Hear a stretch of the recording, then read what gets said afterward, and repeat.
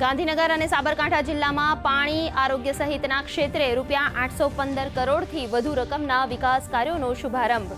લોકસભા સાંસદ અમિત શાહે વર્ચ્યુઅલ માધ્યમથી કહ્યું, સ્થાનિક લોકોની સુખાકારીમાં થશે વધારો. તો મુખ્યમંત્રીએ ગ્રામ્ય અને શહેરી વિસ્તારોમાં સુવિધાઓના વ્યાપ વધવા પર વ્યક્ત કરી ખુશી.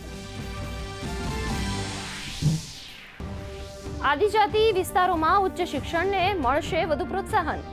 દુર્ગમ વિસ્તારોમાં પરિવહન સેવા સુલભ બનાવવાના હેતુથી 139 એસટી બસોનો શુભારંભ. જીપીએસ પદ્ધતિથી વિદ્યાર્થીઓનું રોજ કરાશે મોનિટરિંગ. શાળા કોલેજના સમય બાદ બસોની સુવિધા સામાન્ય નાગરિકો માટે પણ રહેશે ઉપલબ્ધ.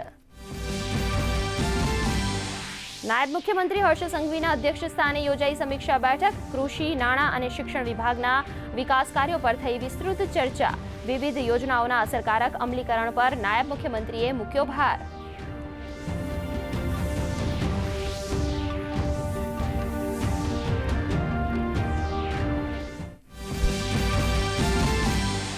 પેપર લીક કરનારની ખેર નહીં. પ્રધાનમંત્રી નરેન્દ્ર મોદીએ કહ્યું, દોષિતોને મળશે કડક સજા.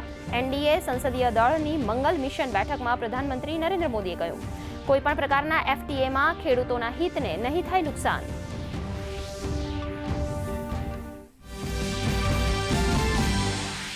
ચાંદીપુરાના કેસોને પગલે વહીવટીતંત્ર એલર્ટ મોડ પર. પાલનપુરની હોસ્પિટલમાં મૂળ રાજસ્થાનની બાળકીનું મોત. તો દેવભૂમિ દ્વારકામાં 2 શંકાસ્પદ કેસો જોવા મળતા આરોગ્ય વિભાગ ખડે પગે.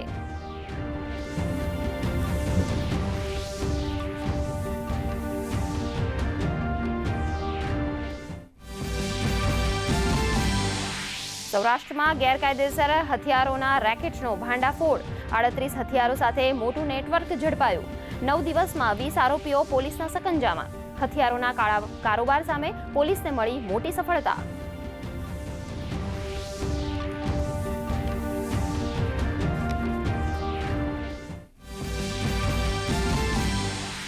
દક્ષિણ ગુજરાત પર મેઘો ઓળઘોળ. છેલ્લા 24 કલાક દરમિયાન વલસાડના પારડીમાં 8 ઇંચથી વધુ વરસાદ. સુરત, ડાંગ, તાપી સહિતના વિસ્તારોમાં પણ મેઘરાજાએ બોલાવી રમઝટ. ડાંગ, સાપુતારા સહિતના પર્યટક સ્થળોએ 16 કળાએ ખીલ્યું કુદરતી સૌંદર્ય.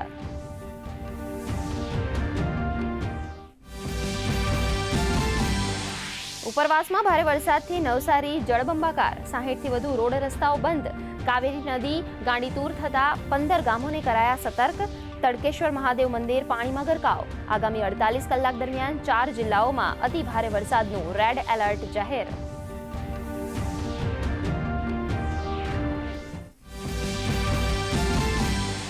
રાજ્યમાં સિઝનનો અત્યાર સુધી 28.78% જેટલો સરેરાશ વરસાદ. રાજ્યના 6 જળાશયો છલોછલ. 206 જળાશયોમાં કુલ સંગ્રહ ક્ષમતાના 40%થી વધુ પાણીનો સંગ્રહ. જળાશયોની સલામતી માટે ગાંધીનગર ખાતે વેધર વોચ ગ્રુપની બેઠકમાં કરાયું આગોતરું આયોજન.